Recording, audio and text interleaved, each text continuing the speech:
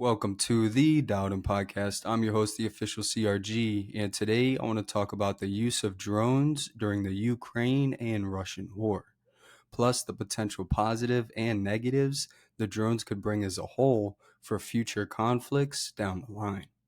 But before we get started, make sure to leave a like and subscribe down below. That way you don't miss any weekly episodes and posts. You can find video of this episode strictly on YouTube, but the audio everywhere else. Now, when it comes to the military and drones, there are thousands, if not hundreds of thousands, of all different types of drones, ranging from surveillance to even combat support. But recently, with the Ukraine and Russian war, the rise of drones have sparked immensely, except this time, they're not all used for recon. In fact, the Ukraine military has found a way to put weapons, high explosives, and even grenades on these drones, having them be able to fire, drop, and even explode upon impact, giving the Ukraine military a tactical advantage when it comes to attacking and defending.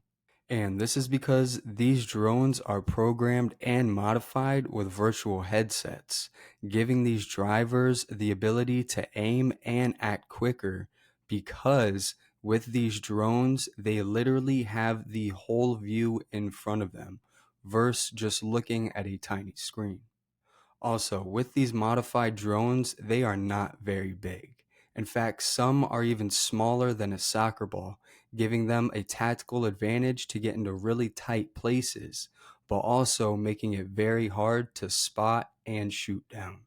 So these drones are not only taking over the airspace, but in reality, they're taking over the battlefield, having both sides invest billions in drone equipment such as the VR headsets and even sensors that when you hold up to the drone, they shoot down immediately.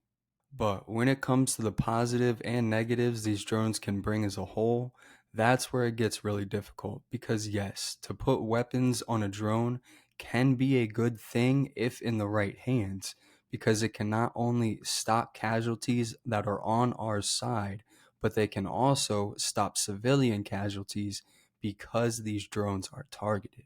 But the problem is that these drones can also be made very easily and are very inexpensive, having somebody produce it very quickly by the thousands if they wanted to. And that's where that safety line has to get drawn, because there is no telling of who has one and who doesn't, because they are so easy to make. But with that said, today's quote is by Douglas Alexander. He once said, "It is already clear that because of advances in technology, drones are going to play an increased role in warfare in the years ahead.